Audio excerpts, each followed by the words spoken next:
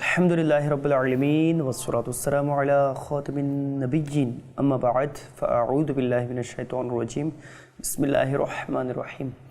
প্রিয় সালাতু ওয়াসসালামু আলাইকা ইয়া রাসূলুল্লাহ ওয়া আলা আলিকা ওয়া আসহাবিকা ইয়া হাবিবাল্লাহ। সালাতু ওয়াসসালামু আলাইকা ইয়া নবিয়াল্লাহ ওয়া আলা আলিকা ওয়া আসহাবিকা ইয়া নূরুল্লাহ। প্রিয় ইসলামী ভাইরা এবং মাদিনী চ্যানেলের দর্শকবৃন্দ, আলহামদুলিল্লাহ আমরা উপস্থিত হয়েছি দাওয়াত ইসলামের মাদিনী চ্যানেলের সাপ্তাহিক অনুষ্ঠান কিশোর সাহাবা ও সাহাবিয়া। আলহামদুলিল্লাহ আমরা শুনে থাকি এই পর্বের মধ্যে, এই অনুষ্ঠানের মধ্যে যারা প্রিয় নবী সাল্লাল্লাহু তাআলা আলাইহি ওয়াসাল্লামের কিশোর সাহাবী ছিলেন, অর্থাৎ যাদেরকে আল্লাহ পাকের প্রিয় মাহবুব আদর করেছেন, স্নেহ করেছেন, কারোর জন্য হাত মোবারক তুলে দোয়া করেছেন, কারোর জন্য শফকাত করেছেন, কাউকে চুমু দিয়েছেন। তো আল্লাহ পাকের প্রিয় মাহবুব সাল্লাল্লাহু আলাইহি ওয়াসাল্লাম যেসব ছোট বয়সী সাহাবায়ে কেরামদেরকে আদর করেছেন, মায়া মমতা করেছেন, ওই সাহাবায়ে কেরামদের ঘটনাবলী সম্বলিত একটি অনুষ্ঠান কিশোর সাহাবা ও সাহাবিয়া রাদিয়াল্লাহু তাআলা আনহুম আজমাইন। আলহামদুলিল্লাহ আমরা এই অনুষ্ঠানের মধ্যে প্রত্যেক সপ্তাহের মধ্যে বিভিন্ন বিষয় সম্পর্কে শ্রবণ করে থাকি। কখনো প্রিয় নবী সাল্লাল্লাহু আলাইহি ওয়াসাল্লামের ছোট সাহাবায়ে কেরামদের জীবনী, কখনো তাদের ফরমান, কখনো তাদের শৈশব, কখনো তাদের তরবিয়ত, তাদের প্রশিক্ষণ, তাদের বেড়ে ওঠার কীভাবে ছিল, কখনো তাদের হকের বিষয়ে, কখনো তাদের বিষয়ে আল্লাহ পাকের প্রিয় মাহবুব কেমন আচরণ করেছেন।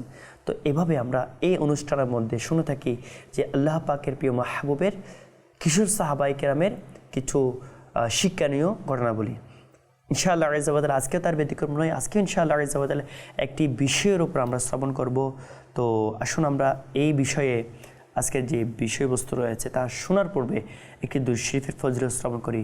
আল্লাহ পাকের প্রিয় সর্বশ্রেষ্ঠ নবী আখিরি নবী সাল্লাল্লাহু আলাইহি ওয়াসাল্লাম ইরশাদ করেছেন, মান সাল্লা আলাইয়া ফি ইয়াউমিন খামসিনা মাররাহ, যে ব্যক্তি আমার উপর সারাদিনে 50 বার দুরূদ শরীফ পাঠ করবে, সাফাহতুহু ইয়াউমাল কিয়ামা, কিয়ামতের দিন আমি তার সাথে মুসাফাহা করব। ইসলামী ভাইরা, এটা কত বড় সৌভাগ্যের বিষয় হবে। কিয়ামতের দিন চারিদিকে হবে বিভীষিকাময় অবস্থা। মা বাবাকে চিনবে না, ছেলে মাকে চিনবে না, মা ছেলেকে চিনবে না। ওই বন্ধু, যে বন্ধুর জন্য আমরা নামাজ, অনেক সময় অনেক ব্যক্তিরা নামাজ কাজা করে বসে, অনেক সময় সুদের ইনকাম, ঘুষের ইনকাম, খারাপ একটা মানে পরিবেশের মধ্যে থেকে গুনাহের মধ্যে, আড্ডার মধ্যে জড়ে যায় শুধুমাত্র বন্ধুর জন্য।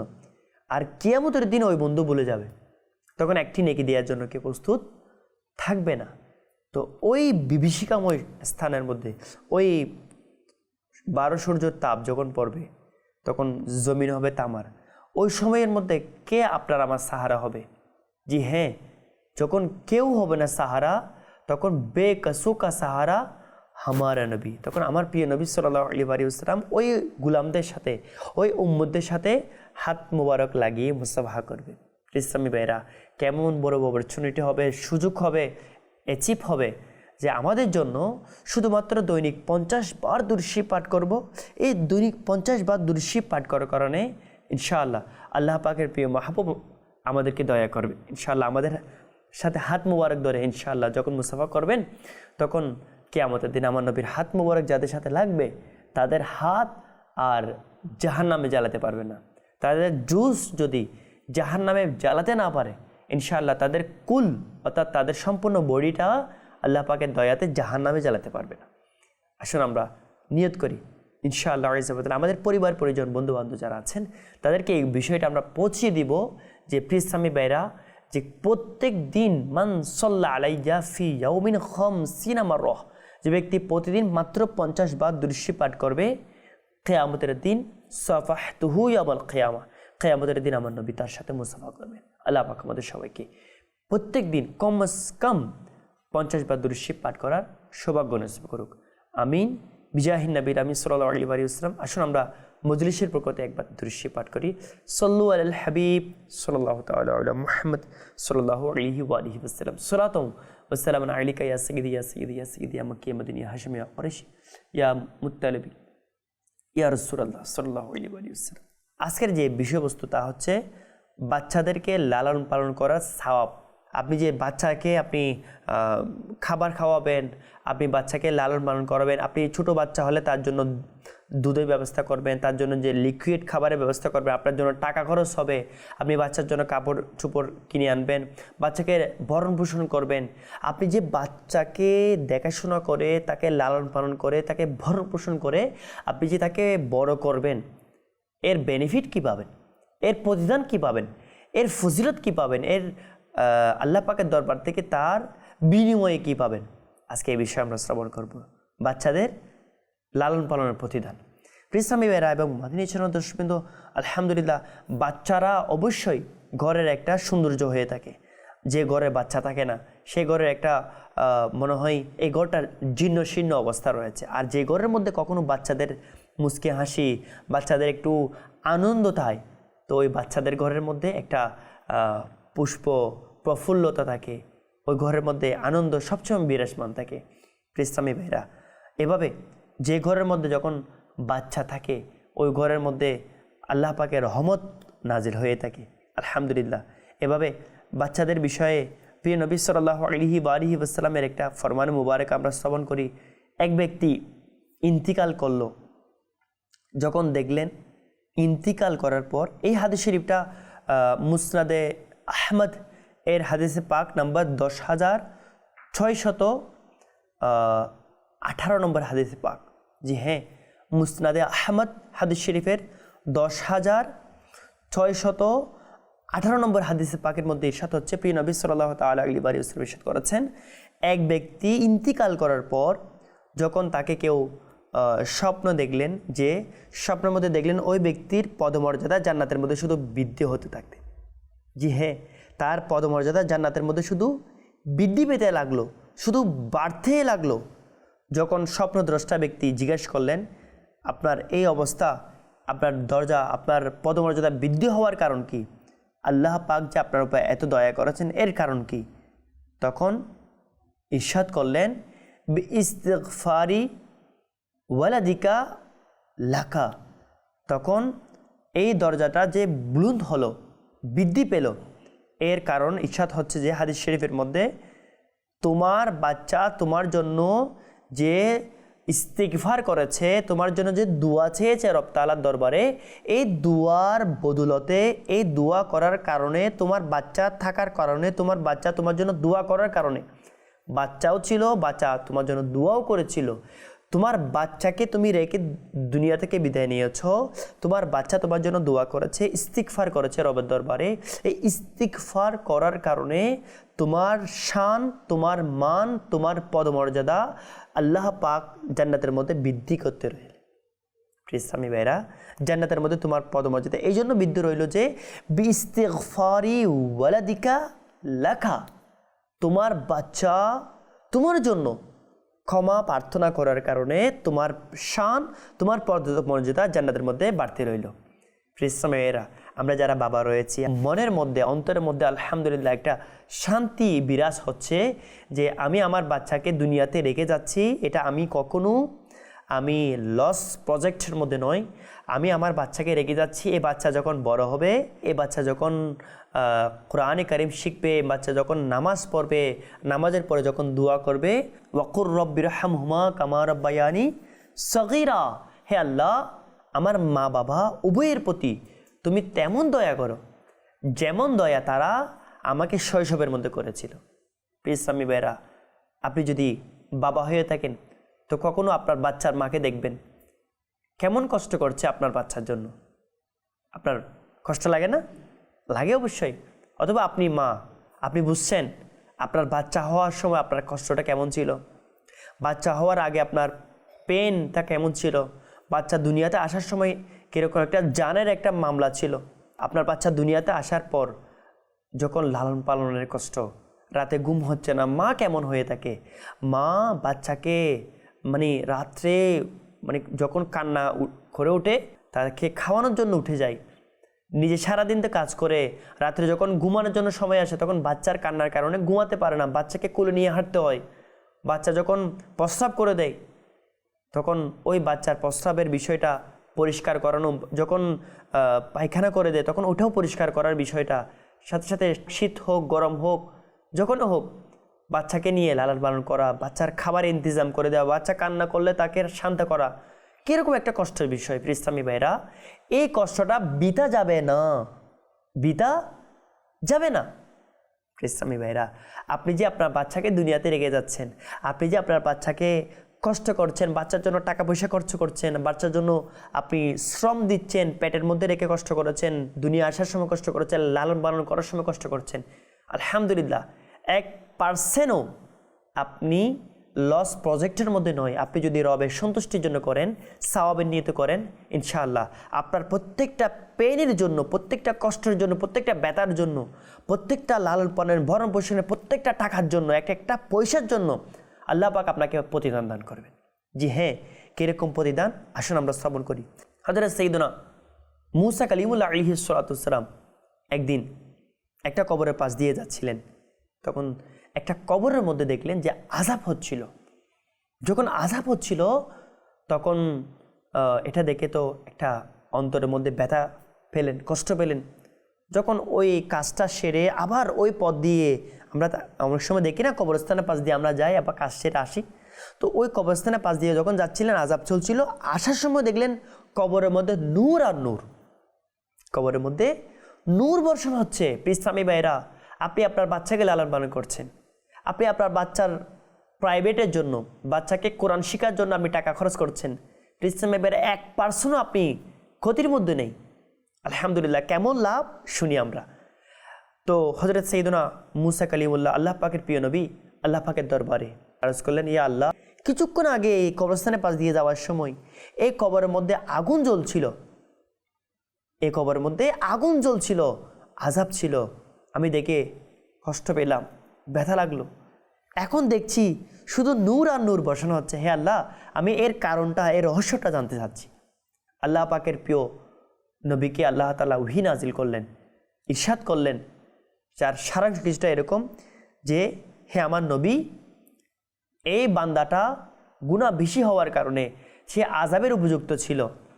যখন তার বাচ্চা বড় হলো, যখন তাকে সর্বপ্রথম মক্তবে পাঠানো হলো, মক্তবে পাঠিয়ে যখন তাকে কোরআনে পাকের সবক এবং যখন সর্বপ্রথম বিসমিল্লাহির রহমানির রহিম, বিসমিল্লাহির রহমানির রহিম যখন সর্বপ্রথম পাঠ করা হলো, তখন আল্লাহ পাকের দরবারে আল্লাহ পাকের পক্ষ থেকে গায়েবীভাবে আওয়াজ আসলো। তখন আল্লাহ পাক ইরশাদ করেছেন যে, আমার লজ্জাবোধ হলো, আমার লজ্জাবোধ হলো, যার ছেলে মক্তবের মধ্যে গিয়ে কোরআনে পাক তিলাওয়াত করে আমার রহিমুর রহমান নামের, যে হ্যাঁ প্রিয় ইসলামী ভাইরা, আমার রহিমুর রহমান নামের আলোচনা করছে, আমার বিসমিল্লাহির রহমান রহিম নাম মুবারক তিলাওয়াত করছে, কোরআনে পাক তিলাওয়াত করছে, বিসমিল্লাহির রহমান রহিম তিলাওয়াত করছে, তো আল্লাহ পাক ইরশাদ করলেন, আমার লজ্জাবোধ হলো, আমি ওই বাচ্চার বাবাকে কিভাবে আযাবের মধ্যে রাখি,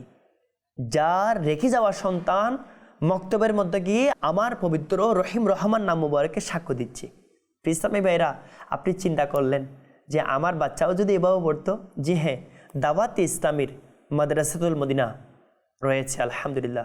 আপনার বাচ্চাকে দাওয়াতে ইসলামীর হিফজখানার মধ্যে আপনি ভর্তি করাতে পারেন, আলহামদুলিল্লাহ। দাওয়াতে ইসলামের মাদ্রাসাতুল মদিনা হিফজখানার মধ্যে আপনি যদি বাচ্চাকে ভর্তি করান, তো আলহামদুলিল্লাহ আপনার বাচ্চা যখন মক্তবের মধ্যে গিয়ে বিসমিল্লাহির রহমানির রহিম, আল্লাহ পাকের ইসমে জালালিয়ত, ইসমে আযম, যখন বিসমিল্লাহির রহমানির রহিম যখন তিলাওয়াত করবে, যখন পাঠ করবে, আল্লাহ পাকের রহমতের জোয়ার চলে আসবে। তখন আল্লাহ পাক যদি চায় আপনাকে মাফ করে দিতে পারে। ইসলামী ভাইরা, আল্লাহ পাকের নবীকে আল্লাহ তাআলা ইরশাদ করলেন, আমি তার কবরে কিভাবে আযাব দিব, যার রেখে যাওয়া বাচ্চা মক্তবে গিয়ে আমার পবিত্র ইসমে আযম রহিমুর রহমান নাম মুবারকের তিলাওয়াত করছে। তা আমি বলবো, ভাই আপনিও সাহস করুন আপনার বাচ্চাকে। হ্যাঁ, আপনি যদি চান ইংলিশ মিডিয়ামে শরীয়তসম্মতভাবে পড়ানোর জন্য, দাওয়াত ইসলামী দারুল মদিনা রয়েছে। জি হ্যাঁ প্রিয় ইসলামী ভাইরা, দাওয়াত ইসলামী আপনার বাচ্চাকে ইঞ্জিনিয়ার এবং উকিল বানানোর জন্য, অ্যাডভোকেট বানানোর জন্য, দাওয়াত ইসলামী আপনার বাচ্চাকে ডক্টর বানানোর জন্য আলহামদুলিল্লাহ দারুল মদিনা ইন্টারন্যাশনাল স্কুলের ব্যবস্থা করে দিয়েছে। সেখানে যদি আপনার বাচ্চা যায়, সেখানে গিয়ে কখনো অমুসলিমদের সংস্কৃতি পড়বে না, সেখানে গিয়ে কোরআনে পাকের তিলাওয়াতের মাধ্যমে ইনশাআল্লাহ ইংলিশ ভার্সনের মাধ্যমে তিনি তার দুনিয়াবী শিক্ষাগুলো অর্জন করবে। প্রথমে কোরআন পাকের শিক্ষা অর্জন হবে, কিরাআতের শিক্ষা দিবে, এরপরে ইংলিশ যে ভার্সন রয়েছে ন্যাশনাল কারিকুলামের মাধ্যমে আলহামদুলিল্লাহ সেগুলোর মাধ্যমে দুনিয়াবি অ্যাচিভ অর্জন হবে। আমি বলবো আপনি যদি চান দুনিয়াবি ডক্টরেট ডিগ্রি অর্জন করাবেন আপনার বাচ্চাকে দাওয়াত ইসলামের দারুল মদিনা ইন্টারন্যাশনাল স্কুলের মধ্যে ইংলিশ মিডিয়াম স্কুলের মধ্যে ভর্তি করাম।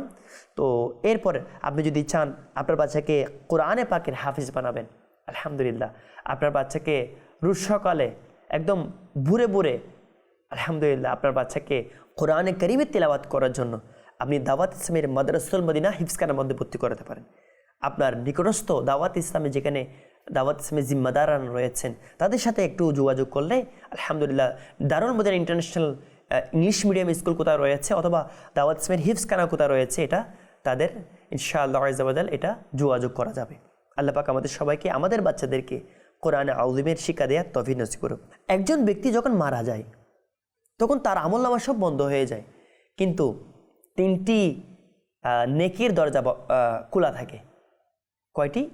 3টি নেকির দরজা, 3টি আমলনামা খোলা থাকে। জি হ্যাঁ, তার নিঃশ্বাস বন্ধ হওয়ার সাথে সাথে সকল আমলনামা বন্ধ, কিন্তু 3টি আমলনামা জারি থাকে, যাকে সাদকায়ে জারিয়া বলা হয়। তার মধ্যে একটা হচ্ছে উপকারী ইলম, আরেকটি হচ্ছে সাদকায়ে জারিয়া। আপনি কোনো মসজিদ বেঁধে দিয়েছেন মা বাবার ইসলাহ সবের জন্য, আপনার মায়ের নামে বাবার নামে, কখনো ওই মসজিদের মধ্যে যা নেকি রয়েছে তা কখনো বন্ধ হবে না। আপনি কবরে চলে যাবেন, সমস্যা নেই, 1000 বছর থাকবেন, সমস্যা নেই, এরপরও কবরের মধ্যে আপনার নেকি যেতে থাকবে। কোন নেকি? ওই আপনি যে মার্বেল টাইলসের ব্যবস্থা করে দিয়েছেন, আপনি মসজিদের মধ্যে এসির ব্যবস্থা করে দিয়েছেন, ওই আপনার টাইলসে দেয়া ওই স্থানের মধ্যে যারা যারা নামাজ আদায় করবে কিয়ামত পর্যন্ত, আপনি জায়গায় দিয়েছেন মসজিদের জন্য, ওই জায়গার মধ্যে কিয়ামত পর্যন্ত নামাজ পড়বে, ওই কিয়ামত পর্যন্ত নামাজের সওয়াব আপনার কবরে যেতে থাকবে। একটি হচ্ছে উপকারী জ্ঞান, ইলমে দ্বীন, কাউকে শিক্ষা দিয়েছিল, ওই শিক্ষা যারা আমল করবে এভাবে আমল নামাজ সওয়াব যেতে থাকবে। দ্বিতীয় নাম্বার সাদকায়ে জারিয়া, যেটা আমরা একটা শুনলাম যে মসজিদ মাদ্রাসা বেঁধে দিলে এভাবে সাদকায়ে জারিয়া কূপ খনন করে দিলে যারা এখান থেকে উপকার পাবে সবার সওয়াব আপনার আমল নামার মধ্যে যাবে। তৃতীয় নাম্বার কোনো নেককার সন্তানকে রেখে যাওয়া। জি হ্যাঁ, কোনো নেককার সন্তানকে রেখে যাওয়া। আজকের আমাদের কিশোর সাহাবা ও সাহাবিয়াত অনুষ্ঠানের মধ্যে যে বিষয়বস্তু রয়েছে বাচ্চাদের লালন পালনের প্রতিদান। এই বাচ্চাদের লালন পালনের যে প্রতিদান তার মধ্যে একটি প্রতিদান এটি যে বাচ্চাটা আপনি দুনিয়াতে রেখে যাচ্ছেন, কবরে চলে যাচ্ছেন, এই বাচ্চা যতদিন যা নেকি করবে আমল করবে আপনার জন্য দোয়া করবে, আপনার আমল নামা বন্ধ হওয়া সত্ত্বেও, আপনার নিঃশ্বাস বন্ধ হওয়া সত্ত্বেও আপনার কবরের মধ্যে তার দোয়ার সওয়াব যেতে থাকবে। কিতাবের মধ্যে বর্ণিত রয়েছে হাদিস পাকের সারাংশ, যে ব্যক্তি কোরআনে পাক শিখলো এবং অপরকে শিক্ষা দিল, কিয়ামতের দিন তার মা বাবার মাথার উপর এমন একটি তাজ পরিধান করা হবে যে তাজ দেখে বড় বড় মকামওয়ালা ব্যক্তিরা, বড় বড় পদমর্যাদাধর ব্যক্তিরা কিয়ামতের দিন ঈর্ষান্বিত হবেন।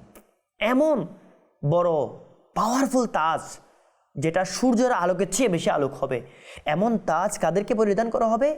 মা বাবাকে। কাদের? যে মা বাবা বাচ্চাকে কোরআন পাকে শিক্ষা দেয়।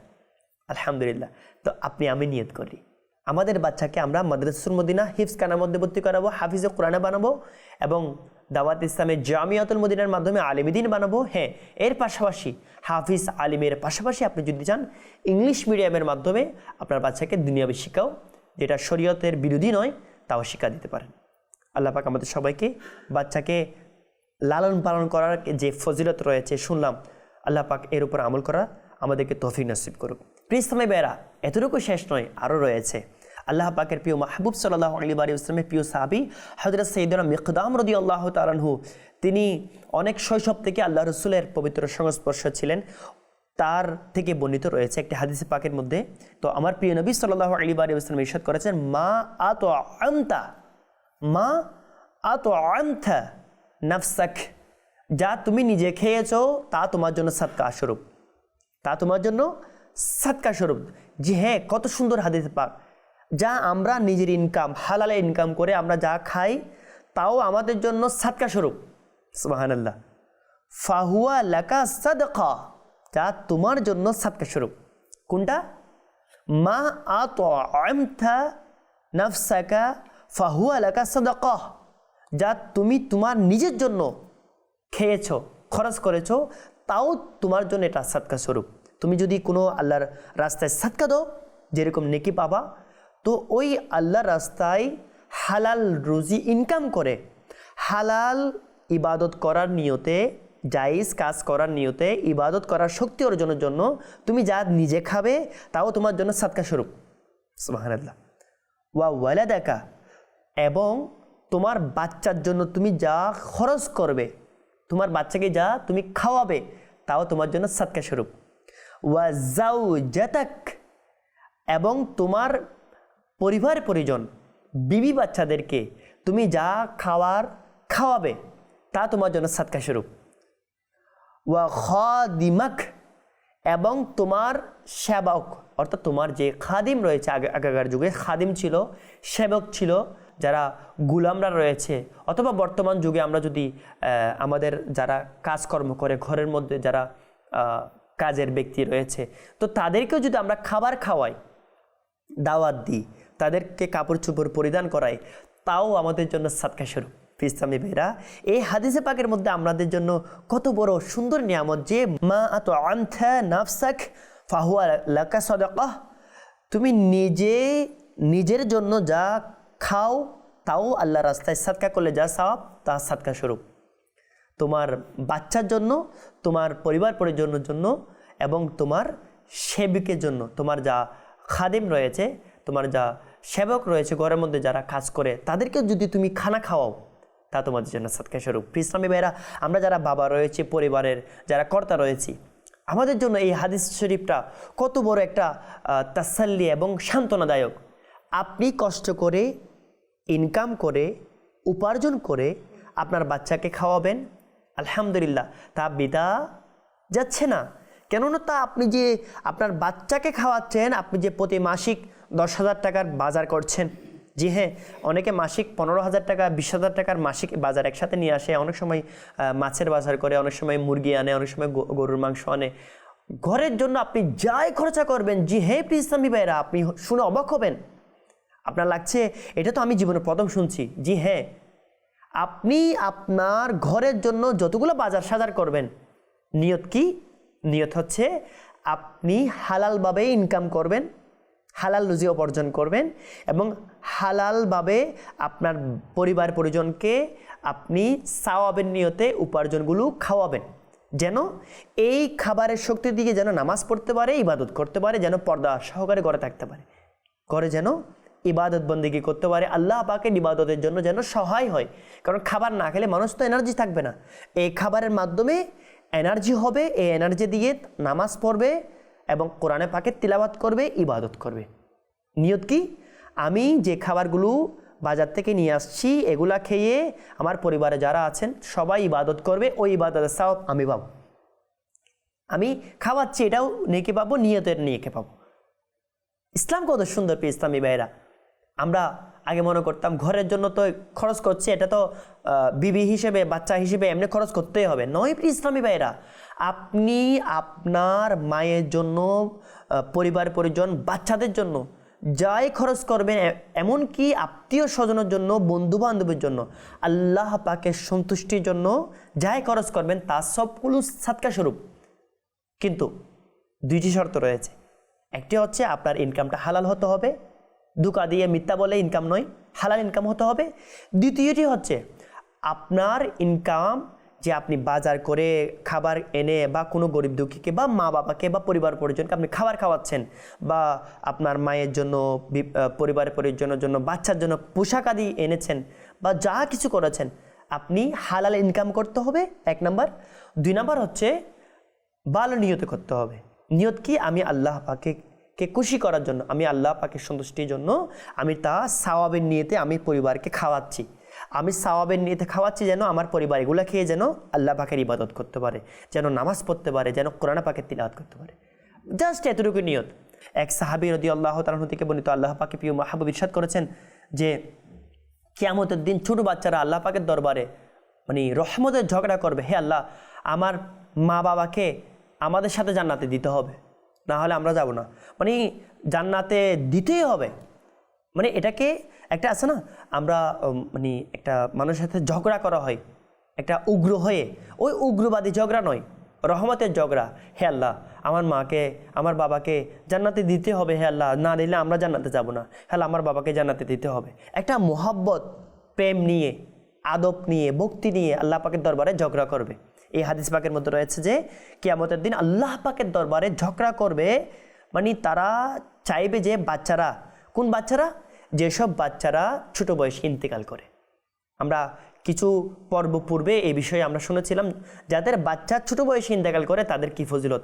এই আজকের টপিকের মধ্যে এটা রয়েছে যে আপনি যে বাচ্চা দুনিয়াতে জন্ম দিবেন, যে বাচ্চা রেখে আপনি কবরে যাবেন, অথবা যে বাচ্চাটা ছোট অবস্থায় মারা যাবে, ওই বাচ্চাটা কিয়ামতের দিন জান্নাতে যাওয়ার জন্য বাচ্চাকে যখন আল্লাহ পাক হুকুম দিবেন, তখন ওই বাচ্চাটা বলবে, হে আল্লাহ আমরা একা যাব না, হে আল্লাহ আমার মা বাবাকে নিয়ে যাও, হে আল্লাহ আমার মা বাবাকে নিয়ে যাবো, হে আল্লাহ আমার মা বাবাকে দয়া করো। তো এভাবে আল্লাহ পাকের দরবারে ঝগড়া করবে। এমন কি আল্লাহ পাকের রহমতের সাগরে জুস আসবে, তখন আল্লাহ পাক ইরশাদ করবেন যে তোমরাও জান্নাতে প্রবেশ করো, তোমাদের সাথে তোমাদের মা বাবাকেও জান্নাতে নিয়ে যাও। সুবহানাল্লাহ। প্রিয় ইসলামী ভাইরা, মানে বাচ্চা যদি দুনিয়াতে জন্মগ্রহণ করে, এই বাচ্চারা যদি মারাও যায়, আপনাকে নিয়ে জান্নাতে যাবে। দুনিয়া থাকা অবস্থায় যদি আপনি কবরে চলে যান, এই বাচ্চা যদি কোরআনে পাকে তিলাওয়াত করে, বিসমিল্লাহির রহমানির রহিম তিলাওয়াত করে, আমার রব তাআলার শান যখন বয়ান করবে, তখন আপনার কবরে আযাব উঠে যাবে। আমরা এখন ঘটনা শুনলাম, আপনি মারা গেলে আপনার কবরে আযাব উঠে যাবে, যেহেতু এই বাচ্চাটা বিসমিল্লাহ শরীফ তিলাওয়াত করছে, আমার নবীর শান গাইবে, তখন আপনার কবরে আযাব উঠে যাবে, কবরে আযাব মাফ হয়ে যাবে। আর আপনি যদি বাচ্চা রেখে মারা যান, আপনার কবরে আযাব মাফ। আর আপনি যদি দেখেন যে আপনার বাচ্চা আল্লাহ না করুক ছোটো বয়সে মারা গিয়েছে, এই বাচ্চা আপনাকে ছাড়া জান্নাতে যাবে না। আর এই বাচ্চা যদি বেঁচে থাকে, এই বাচ্চার জন্য আপনি যা খরচ করবেন, পোশাক আশাক, খাবার চোপড়, খাবার দাবার, আল্লাহ পাকের দয়াতে সব কিছু আপনার জন্য নেকির মিটার হিসেবে জারি হবে। আরজ করবো ইনশাআল্লাহ আজ্জা ওয়া জাল, বাচ্চাকে লালন পালন করি দাওয়াতে ইসলামীর মাধ্যমে। দাওয়াতে ইসলামী কীভাবে? দাওয়াত ইসলামীর মাদিনী পরিবেশ, দিনী পরিবেশের মধ্যে আপনার বাচ্চাকে সাপ্তাহিক ইজতেমাতে নিয়ে আসুন। আপনার বাচ্চাকে কিডস মাদিনী চ্যানেল, কানিস ফাতিমা এবং গুলাম রসুল এবং হামজা সহ যেগুলো কার্টুনস রয়েছে, এই কার্টুনসগুলো দেখান। আপনার বাচ্চা যখন আল্লাহ রসুলের মহব্বত করবে, তখন আপনার প্রতিও বাচ্চার দয়া বেড়ে যাবে, আপনার প্রতিও বাচ্চা দোয়া করবে, হে আল্লাহ আমার মা বাবাকে মাফ করে দাও। আল্লাহ পাক আমাদের সবাইকে বাচ্চাকে সঠিক লালন পালন করার যেন কিয়ামতের দিন প্রতিদান পাই, আল্লাহ পাক আমাদের সবাইকে সেই তৌফিক নসিব করুক। আল্লাহ তাআলা আমার নবী সাদকে আমাদের সবার বাচ্চাকে নেককার, আলিমে দ্বীন, হাফিজে কোরআন, মুফতি ইসলাম, দ্বীনের আফিয়ত ওয়ালা মুখলিস দায়ী হিসেবে কবুল করুক। আমিন। বিজাহি নবী আমিন সাল্লাল্লাহু আলাইহি ওয়া সাল্লাম। এই পর্যন্ত অপেক্ষা করুন, ইনশাআল্লাহ আগামী পর্বে ইনশাআল্লাহ এরকম আরও ইন্টারেস্ট বিষয় নিয়ে আমরা উপস্থিত হব। এ পর্যন্ত সুস্থ থাকুন, ভালো থাকুন, দেখতে থাকুন মাদিনী চ্যানেল বাংলা। সল্লু আলাল হাবিব সাল্লাল্লাহু তাআলা আলা মুহাম্মদ সাল্লাল্লাহু আলাইহি ওয়া আলিহি ওয়াসাল্লাম।